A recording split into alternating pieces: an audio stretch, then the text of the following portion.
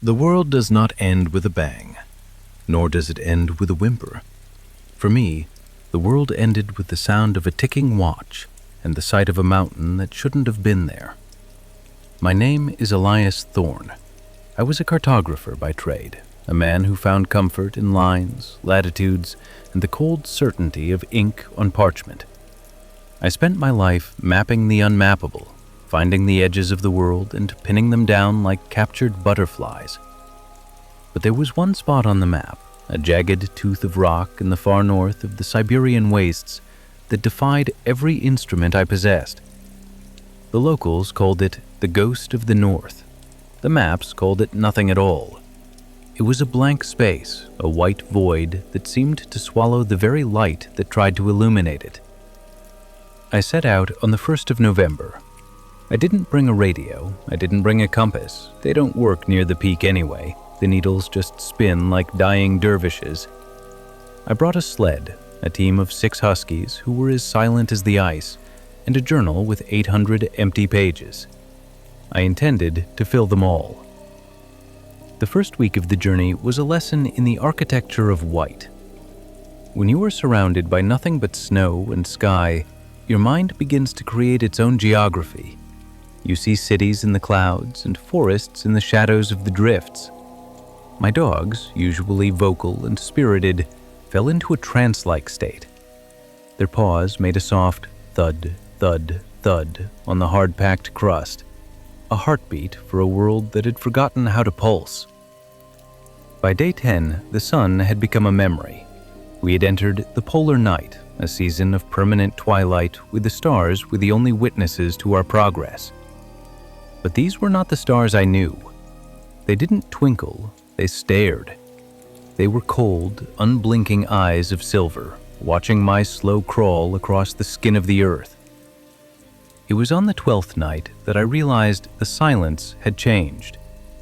In the beginning, the silence was an absence, a lack of wind, a lack of birds, a lack of life. But as I drew closer to the base of the silent peak, the silence became a presence. It had a texture, like heavy velvet draped over my ears. I would speak a word to my dogs, and the sound would fall flat, dropping to the snow as if it were made of lead. The air was too thick for sound to travel. It was as if the atmosphere itself were trying to preserve the stillness. I made camp in the lee of a massive ice formation that looked like a frozen wave. As I struck my flint to start a fire, the sparks didn't fly. They drifted. They moved with a slow, deliberate grace, as if they were being carried by invisible hands. I watched them for an hour, mesmerized by their refusal to die. They glowed with a pale blue light, reflecting in the ice around me until the entire camp looked like it was underwater. "Who are you?" I whispered to the sparks. I didn't expect an answer, but as I closed my eyes, I felt a vibration in the soles of my feet. It was a rhythmic tapping deep within the bedrock. 1, 2, 3, 4. It was the sound of a clock the size of a mountain, ticking away the seconds of a time that didn't belong to humanity. The dogs felt it too. They didn't growl, they didn't cower. They simply sat in a circle, their heads tilted toward the peak, their eyes reflecting the blue sparks. They looked like statues carved from the ice. I realized then that they weren't waiting for the morning. They were waiting for permission to move. I woke up the next morning, or perhaps it was evening, the twilight was the same, and found that the landscape had shifted. The ice wave was gone. In its place was a flat, glassy plain of obsidian black ice. It was so clear that I could see deep into the earth. And there, frozen miles below the surface, were things I cannot describe. I saw the shapes of ships that had never sailed our seas. I saw the skeletons of creatures that had no place in the fossil record. They were all perfectly preserved, caught in the moment of their final breath, their eyes wide and full of an ancient, frozen terror. I was walking on a graveyard of eras. I began to climb. The base of the peak was not rock, but a substance that felt like frozen bone. It was porous and cold, absorbing the heat from my palms through my heavy wool gloves. Every step was an effort, not because of the incline, but because of the gravity. It felt heavier here, as if the mountain were pulling me in, not just down. By the time I reached the first plateau, I had lost the dogs. I didn't see them go. I didn't hear them run. I simply turned around to check the sled, and the harness was empty. The leather straps hadn't been bitten or broken. They had simply unraveled, the fibers turning back into raw hemp and falling to the ground. My supplies were gone. My food, my kerosene, my extra furs. All that remained was my journal and the ticking watch in my pocket. But I wasn't hungry. I wasn't cold. The air at this altitude was thin and tasted of iron. Every breath I took felt like I was filling my lungs with starlight. My thoughts were becoming crystalline, sharp and brittle. I began to remember things I had never experienced. I remembered the birth of the mountain. I remembered the first time the ice touched this land. I remembered the voices of the people who had stood on this plateau 1,000 years before me. "Elias," the mountain whispered. It didn't use my mother's voice or my brother's. It used the voice of the wind, a low, hollow whistle that sounded through the cavities of my own skull. "Elias, why do you seek the end of the map?" "I want to know what's on the other side," I replied, my voice sounding strange and distorted in the heavy air. "There is no other side," the mountain said. "There is only the middle, and you have been in the middle for a very long time." I looked at my watch. The hands weren't moving, but the ticking was louder than ever. I realized the sound wasn't coming from the watch. It was coming from my own chest. My heart had synchronized with the mountain. My pulse was no longer the rapid, frantic beat of a human. It was the slow, tectonic rhythm of the stone. I looked down at my feet. The obsidian ice had given way to a field of mirrors. Millions of shards of ice, each reflecting a different version of me. In one, I was a young boy, playing in the gardens of London. In another, I was an old man, dying in a bed I didn't recognize. In another, I was something else entirely, a creature of shadow and frost, with eyes that held the light of the polar night. I realized then that the silent peak was not a place, it was a mirror. It was the point where all the might-have-beens of a life converged, and I was standing at the center of the web. The higher I climbed, the more the world below vanished. The tundra, the forests, the oceans, they all dissolved into a gray mist. There was only the peak and the stars and the ticking. I reached a cave at the 4,000-foot mark. Inside, the walls were covered in carvings, not symbols or letters, but faces. Thousands of them etched into the stone with impossible detail. I recognized some of them. Explorers who had vanished in the 1800s, mystics who had walked into the desert and never returned. All of them were here, their expressions frozen in a look of profound realization. I found a spot on the wall that was empty. It was shaped exactly like my own face. I reached out to touch the stone. It was warm. It felt like living skin. I felt a pull, a magnetic attraction that urged me to lean in, to press my features into the rock, to become part of the gallery. "Not yet," I whispered. "I need to reach the top." The mountain laughed. It was the sound of 1,000 avalanches occurring at once, yet it was no louder than a sigh. "The top is wherever you decide to stop, Elias. But the higher you go, the less of you there is to bring back." I ignored the warning. I climbed through the night, through the twilight, through the centuries.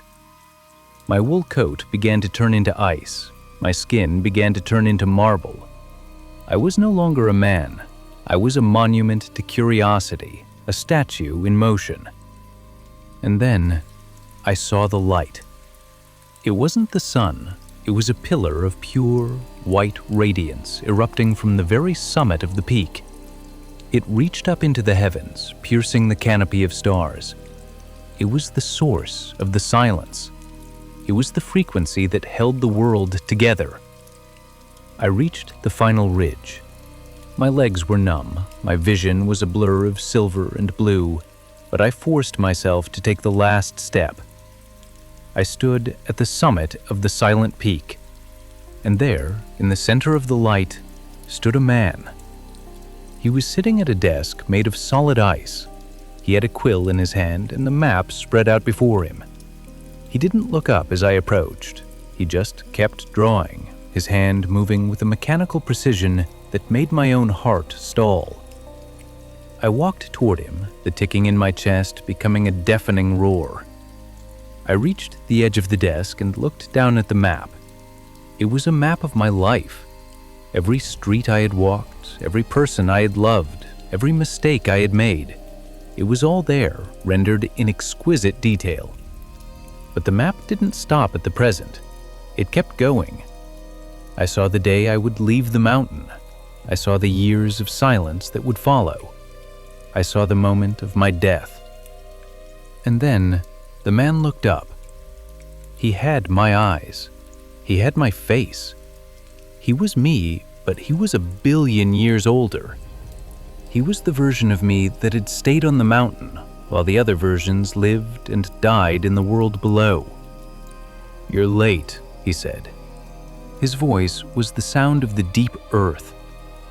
"I had to map the way," I said. He smiled, and the sound of it was like glass breaking. "There is no way back, Elias. You knew that when you crossed the first drift. You didn't come here to find the mountain. You came here to replace me." He stood up and handed me the quill. The moment my fingers touched the wood, the ticking stopped. The silence became absolute. I felt the memories of London, of the sun, of the scent of rain. I felt them all evaporate. They were no longer my memories. They were just data, lines on a page, ink on parchment. I sat down at the desk. I looked at the map. I found the spot where a young cartographer named Elias Thorne was just beginning his journey into the Siberian wastes. I took the quill and I drew a mountain that shouldn't be there, a mountain that would call to him, just as it had called to me. I began to write. The transition from the tundra to the obsidian plain was not marked by a cliff or a border, but by a shift in the light. The white world simply ceased to be. Beneath my boots, the crunch of snow was replaced by a hollow, ringing silence as I stepped onto the black ice. It was a surface so dark and so polished that it felt as if I were walking on the skin of a void, a frozen ocean that had captured the night and refused to let it go. I stopped the sled. The dogs refused to move forward. They huddled together, their breath coming in short, synchronized puffs of steam that vanished into the still air. I knelt down and wiped away a thin layer of frost with my glove. My lantern light didn't bounce off the surface, it sank into it. The ice was miles deep, a crystalline record of ages that the world had chosen to bury. At first, I saw only bubbles, tiny silver spheres of air trapped millions of years ago. I found myself wondering what the air inside them tasted like. Was it richer? Did it hold the scent of ferns that no longer grew, or the heat of a sun that had since cooled? I imagined breaking one open and breathing in a breath from the dawn of time. But the ice was harder than granite. It was a vault that allowed no entry and no exit. As I moved further onto the plain, the shapes began to appear. They weren't just shadows. They were perfect, three-dimensional captures of moments. About 10 feet below my feet, I saw a shoal of fish. They were unlike anything in our oceans, long, ribbon-like bodies with translucent fins and eyes that were nothing more than pits of obsidian. They were caught in a spiral, a frozen dance of predator and prey. I could see the individual scales, the jagged teeth of the larger one, the frantic, fanned-out tail of the smaller. They weren't dead in the way we understand death. They were simply paused. Their terror was preserved in a medium that knew nothing of decay. I walked for hours, my eyes fixed downward. The sled felt weightless behind me, as if the gravity of the peak were starting to lift the burden of my physical possessions. Then I found the first ship. It was a galleon, or something that resembled one. The wood was black and petrified, the masts snapped like dry twigs. It sat at a sharp angle, wedged into a crevice of ice 30 feet down. I could see the rigging, frozen mid-snap, the ropes looking like veins beneath the skin of the world. There were no names on the hull, no flags to identify its origin. It was a ghost of a navy that had never been recorded. I lay down on the ice, pressing my face against the cold surface to see better. Inside the captain's cabin, a lantern hung from a hook. It wasn't made of brass or iron. It was carved from a single, giant pearl. And beside the desk, there was a figure. It was a man, or the shape of one. He was dressed in heavy, fur-lined robes that seemed to shimmer with the same iridescent light as the pearl.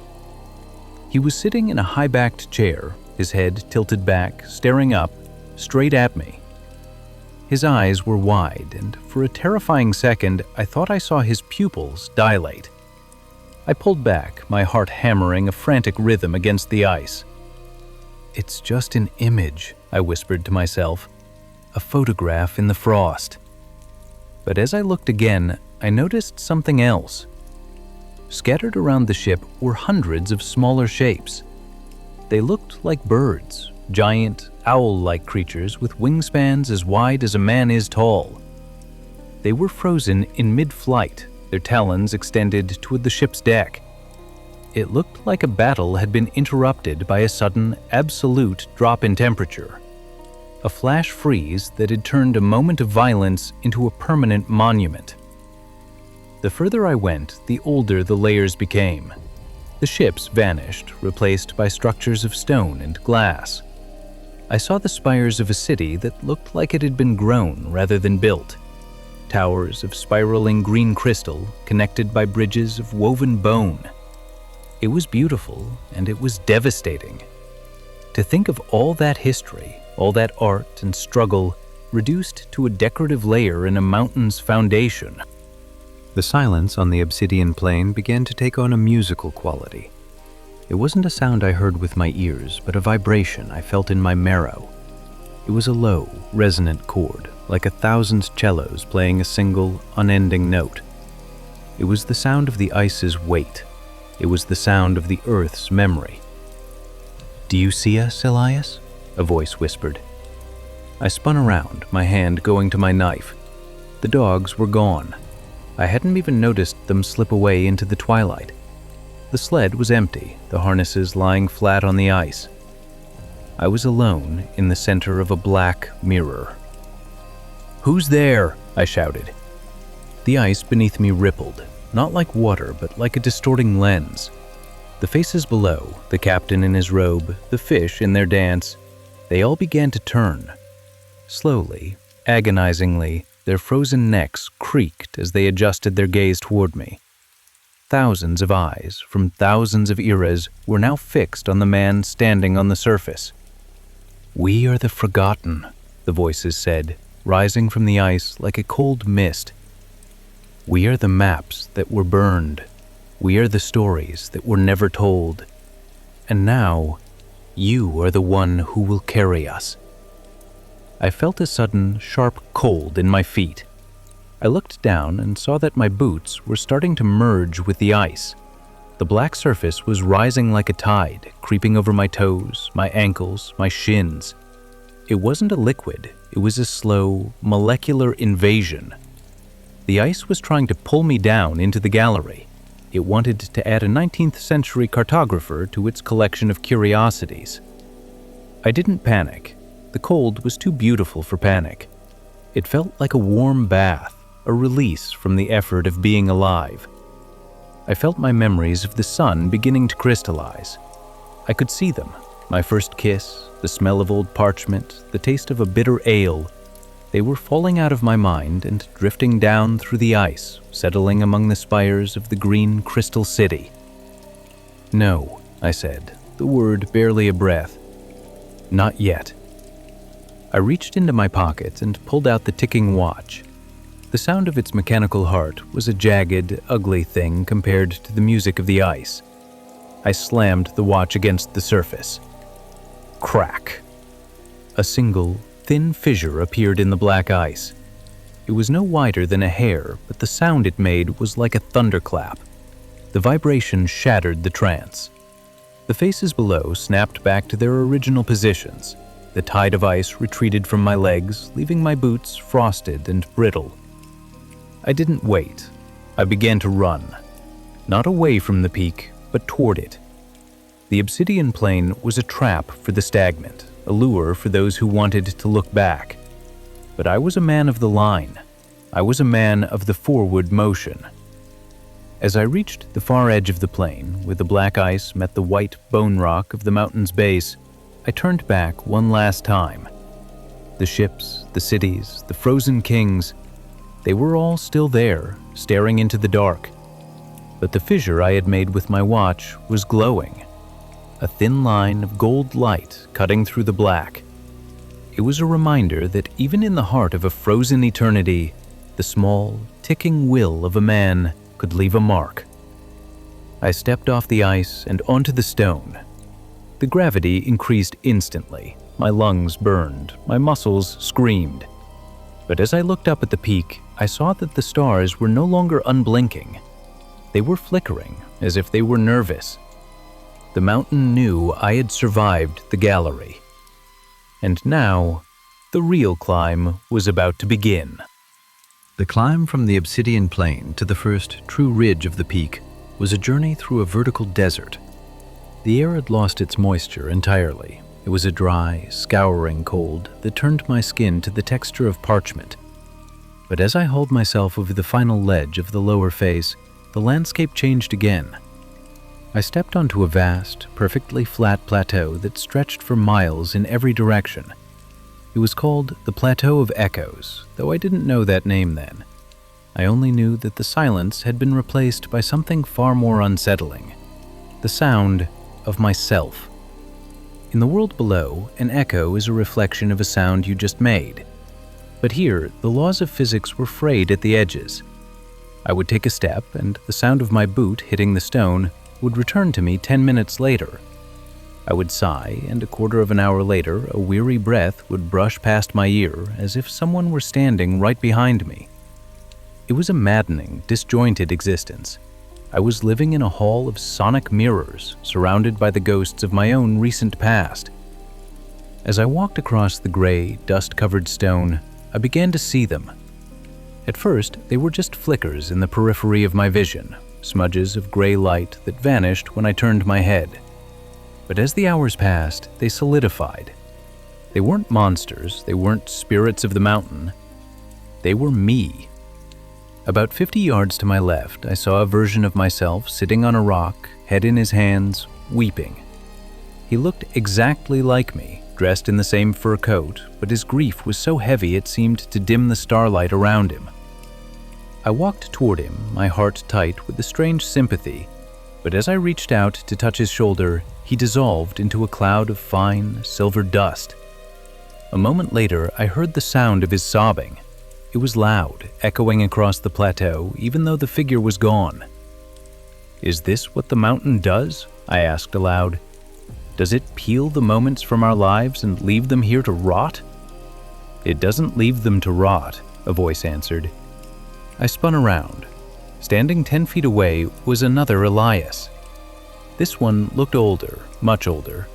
His beard was a tangle of frost and gray hair, and his eyes were milky with cataracts. He wasn't a shadow. He looked as solid as the stone beneath us. He was leaning on a staff made of a narwhal's tusk, and he was smiling with a mouth that held no teeth. "It harvests them," the old Elias said. "The peak is a hungry thing, boy. It doesn't want your meat. It wants your could-have-beens. It wants the versions of you that you rejected so that you could become the man you are today." I looked around the plateau. There were hundreds of them now. I saw an Elias who had never left London, dressed in a fine silk suit, pouring tea for a woman I dimly recognized as a girl I had once loved in my youth. I saw an Elias who had died in the Great War, his chest torn open by shrapnel, staring at the sky with a look of peaceful surprise. I saw an Elias who was a father, holding a child that had never been born in my world.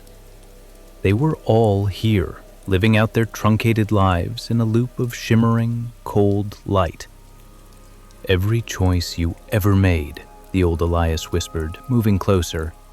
His breath smelled of ozone and ancient dust. "Every time you turned left instead of right, you gave birth to a shadow.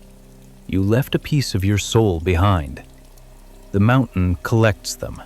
It builds itself out of the wreckage of our possibilities." I felt a wave of dizziness. The ticking in my chest, the mountain's pulse, was growing louder, faster. I looked at the Elias in the silk suit. He looked happy. He looked warm. For a moment, a terrible, seductive thought entered my mind. I could stay here. I could step into that shadow and live the life I missed. I could be the man who stayed. As if sensing my thought, the silk suit Elias turned toward me. He held out the teacup, a beckoning smile on his face. The warmth radiating from him was like a physical blow. It smelled of coal fires and rain-washed pavement and the soft skin of a woman's neck. It was everything I had traded for the ink and the maps and the cold, white void. "Come," he said. His voice was my own, but without the jagged edges of the north. "It's not too late to go back. The mountain is kind. It will let you sleep." I took a step toward him. My hand reached for the cup. The cold in my marrow began to thaw, replaced by a dangerous, drowsy heat. But then I looked at his eyes. The silk suit Elias had no pupils. His eyes were flat, white spheres like the eyes of the fish I had seen in the obsidian plain. He wasn't a man. He was a memory that had been hollowed out and stuffed with the mountain's cold intent. He was a lure designed to stop me from reaching the summit. "No," I said, my voice cracking. "That life is a map I never finished. It doesn't exist." The silk suit. Elias's smile didn't falter, but his face began to crack. The porcelain of the teacup turned to ice and shattered. The woman beside him dissolved into a swarm of black moths that flew into the twilight and vanished. "You are a stubborn cartographer," the old Elias chuckled from behind me. "Most people would give anything to live in their best memories. Why do you insist on the climb? There is nothing at the top but the end of the line." "That's exactly why I'm going," I said, turning away from the shadows. "I've mapped the world of the living. I've seen the world of the dead beneath the ice. Now I want to see the hand that holds the pen." I began to run across the plateau. The echoes followed me, a cacophony of laughter, screams, whispers, and the sound of 1,000 footsteps. I heard the Elias who had died in the war calling for his mother. I heard the Elias who was a father singing a lullaby. It was a storm of sound, a blizzard of discarded lives that threatened to tear my mind apart. I covered my ears, but the sound was inside me. It was the sound of my own potential screaming to be realized. The air on the plateau began to thicken with silver dust, the remains of the shadows that had reached their end.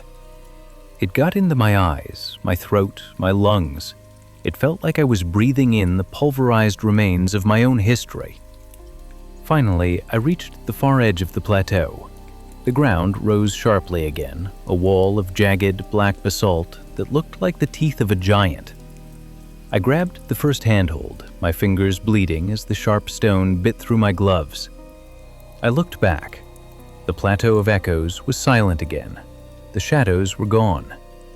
The old Elias, the silk suit Elias, the father Elias, they had all vanished into the gray dust. There was only the flat, empty stone and the distant, flickering stars. I had survived the plateau. but I felt lighter, not in a good way. I felt as if I had left something vital behind. A piece of my humanity had stayed on that plateau, sitting on a rock, weeping for a life it would never have. I looked up. The summit was closer now. The pillar of light was so bright it was blinding, a vertical ocean of radiance that seemed to be the only thing holding the sky up. The ticking in my chest slowed down. It was no longer a frantic beat. It was a steady, heavy thrum. Thump, thump, thump. I wasn't just a man climbing a mountain anymore. I was a part of the mountain's clockwork. I was a gear turning in a machine I didn't understand. And as I pulled myself up the black basalt wall, I realized that the voices were gone. There were no more echoes. There was only the wind and the light and the terrifying, beautiful certainty of the end. The climb up the basalt teeth was an exercise in pure agony, but it ended abruptly when the rock wall gave way to a perfectly circular tunnel. The entrance was smooth, as if bored into the mountain by a giant, white-hot needle. I stepped inside, grateful for the respite from the biting wind, but the relief was short-lived. The air inside the mountain was still, but it wasn't dead. It was stagnant, tasting of copper and something ancient, like the air trapped inside a tomb that had been sealed for 10,000 years. I struck a match. The flame didn't flicker. It burned straight and blue, illuminating the walls of the tunnel. I stopped breathing for a moment. My heart, which had been beating in time with the mountain, seemed to skip a pulse. The walls were not made of stone. They were made of faces. Thousands upon thousands of human countenances were embedded in the walls, floor, and ceiling. They weren't carved. They weren't statues. They were flesh, or what had once been flesh, turned into a translucent, crystalline substance that held the faint glow of the blue matchlight. They were packed together like stones in a mosaic, eyes closed, lips parted in various states of silence. I walked deeper, my boots making no sound on the floor of faces. I felt a wave of nausea. To walk on them felt like a desecration, but there was no other path. I held the match close to the wall on my right. I saw a man with a thick, braided beard and eyes that looked like they had seen the burning of Rome. Beside him was a woman with delicate, aristocratic features, her hair frozen in a wave of golden silk. Further down, I saw a child, no older than 7, his expression one of profound curiosity rather than fear. They were from every era, every continent, every walk of life. Kings, beggars, poets, and murderers, all reduced to the same level of architectural utility. "They aren't dead," the mountain whispered, the sound vibrating through the soles of my feet. "They are archived." I touched the cheek of a face near my shoulder. It was cold, but it had a slight give to it, like frozen fruit. As my fingers made contact, I felt a surge of information rush into my mind. It was like a lightning strike of memory. I saw a sun-drenched field in a land I didn't know. I felt the warmth of a woman's hand. I tasted the salt of a distant sea. I felt the crushing weight of a grief that didn't belong to me. I pulled my hand back, gasping. The memories were so vivid, so sharp, they felt like they were overwriting my own. For a second, I forgot my name. I forgot why I was on the mountain. I was a weaver in a village in the 14th century, mourning the loss of a son. "Elias," I hissed to myself, clutching my head. "Your name is Elias Thorne. You are a cartographer. You are mapping the peak." I realized then the true horror of the gallery. The mountain wasn't just a physical structure. It was a library of human experience. It was a repository for everything that the universe didn't want to lose, but didn't know where to put. It took the most intense moments of a life, the peak of a joy, the depth of a sorrow, and it calcified them here, in the dark, to be kept forever. I began to run, the blue light of my match dying out. I struck another, then another, the small flames casting long, dancing shadows of the faces onto the walls. The tunnel seemed to stretch on forever. I passed a gallery of Roman soldiers, their helmets fused with the rock. I passed a section where the faces were so old they had begun to lose their features, becoming smooth, featureless domes of amber-like stone. The faces began to speak. It wasn't a sound, but a mental cacophony. As I moved past them, their memories leaked out into the air. 1,000 voices, 1,000 languages, all whispering at once. They weren't talking to me, they were just existing. It was a wall of static, a psychic blizzard that made my teeth ache. "Help us," some whispered. "Remember us," others pleaded. "It's so quiet," 1,000 voices sighed in unison. I reached a chamber where the tunnel widened into a vast dome. In the center was a pillar of the same translucent stone, and it was here that the faces were most dense.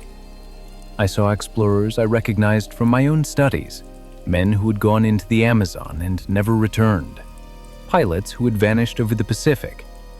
They were all here, their faces arranged in a spiral that led up toward the ceiling. And then I found the gap. Near the base of the central pillar, there was a space, a smooth, empty patch of stone shaped perfectly to fit a human form. It was waiting. I looked at the face adjacent to the gap. It was a man in a Victorian explorer's outfit, his monocle still miraculously intact, fused into the stone beside his eye. His expression was one of absolute triumph. I realized with a jolt of terror that these people hadn't all been taken by force. Many of them had come here willingly. They had sought the mountain out, just as I had. They had reached this point and decided that to be part of the mountain's eternal memory was better than the fleeting, messy reality of the world below. They had chosen to be archived. "It is peaceful here, Elias," the Victorian explorer's memory whispered into my mind. "No more maps to draw, no more lines to follow. Only the infinite story of everyone who ever was." I felt the pull again, the magnetic attraction of the stone. I looked at the empty space and saw my own reflection in the polished surface. I looked tired. My eyes were sunken, my skin gray with cold. I looked like a man who had reached the end of his endurance. I leaned toward the gap. The stone felt warm, inviting. I could feel the mountain's heartbeat through the wall, a slow, steady thump, thump, thump that promised a sleep without dreams. But as I was about to press my face into the stone, I looked down at my hands. They were covered in ink, stains from years of mapping, years of trying to find the truth of the world. Those stains were mine. They were part of the man who struggled, the man who failed, the man who was still moving. If I joined the wall, those stains would be erased. I wouldn't be Elias the cartographer anymore. I would just be another page in a book that no one would ever read. "I am not a page," I roared into the silence. "I am the one who writes." The gallery shook. The faces on the walls seemed to ripple, their eyes flickering beneath their translucent lids. The psychic static rose to a deafening scream, then snapped into a sudden, absolute silence. I turned and fled. I didn't look back at the faces. I didn't look at the gap that had been made for me. I ran toward the faint, white light at the far end of the tunnel, my boots thundering on the floor of souls. I burst out of the tunnel and back onto the mountain's face. The transition was like being hit by a hammer. The wind was back, screaming with a renewed fury. The light from the summit was now so intense it felt like a physical weight pressing me down toward the rock. I looked at my watch. The glass was shattered, the hands gone. But I didn't need it anymore. I could feel the time. I could feel how little of it I had left. I began the final ascent. The rock was no longer basalt or bone. It was pure, white light, solidified into the shape of a mountain. Every step I took felt like I was walking on the sun. My clothes were burning away, my skin was turning to ash, but I didn't feel the pain. I only felt the pull of the summit. I had survived the echoes. I had survived the gallery. Now, there was only the man at the desk. There was only the end of the map. And as I climbed, I realized that the silence wasn't following me anymore. It was ahead of me, waiting at the top, ready to be broken. The final stretch of the peak was not a climb of muscles and bone, but a climb of pure will. The air was gone. The gravity had become a suggestion rather than a law. My body felt as though it were made of glass, brittle, transparent, and resonating with the frequency of the stars. Every step I took left a footprint of glowing frost on the white stone, a trail of light that vanished as soon as I looked away. I reached the summit. The top of the silent peak was not a jagged point, but a perfectly flat circle of white marble, 300 feet across.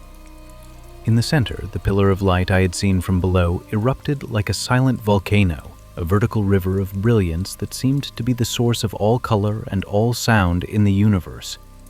And there, sitting at a desk carved from a single block of unmelting ice, was the man. He didn't move as I approached. He was hunched over a massive scroll of parchment that flowed off the desk and coiled around the floor like a sleeping serpent. The scratch of his quill was the only sound in the world.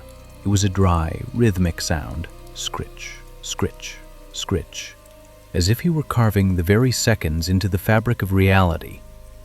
I stopped at the edge of the desk. My shadow, long and thin, fell across his work. The man paused. He laid the quill down with a deliberate, slow grace. When he looked up, the impact was like a physical blow. He had my eyes, the same shade of gray, the same flecks of amber, but they were ancient. They held the weight of millions of years. He was the Elias who had reached the top before me, and the Elias who would reach it after I was gone. "You've been walking for a long time, Elias Thorne," he said.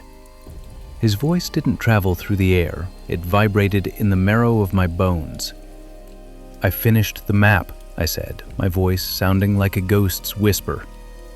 He smiled, a sad, knowing expression. He gestured to the scroll on the desk.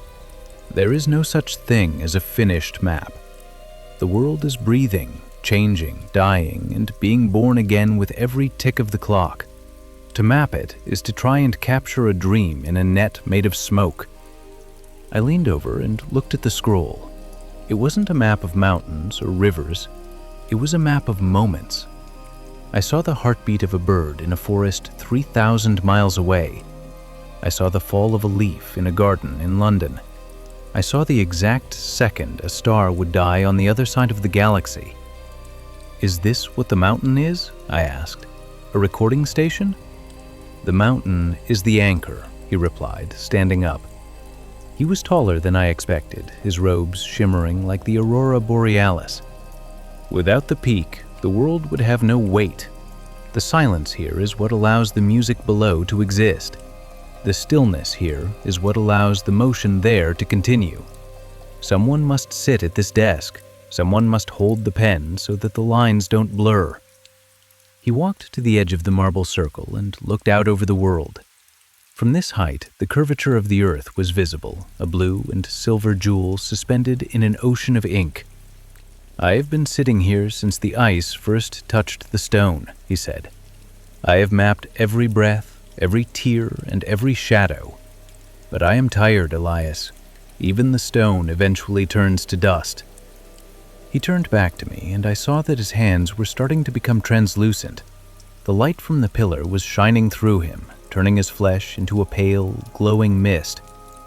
"The mountain called you because you were the only one who wouldn't stop," he whispered. "The only one who loved the map more than the journey. The only one who understood that the end of the line is the only place where the truth begins." He reached out and handed me the quill. It was cold, colder than the obsidian plain, colder than the bone rock. It felt like holding a shard of the absolute zero. "What happens if I take it?" I asked. "The ticking in your chest will stop," he said. "The memories of the man you were will become the ink you use to write the world. You will lose the sun, but you will gain the stars. You will lose the moment, but you will gain the eternity." I looked down at the world below.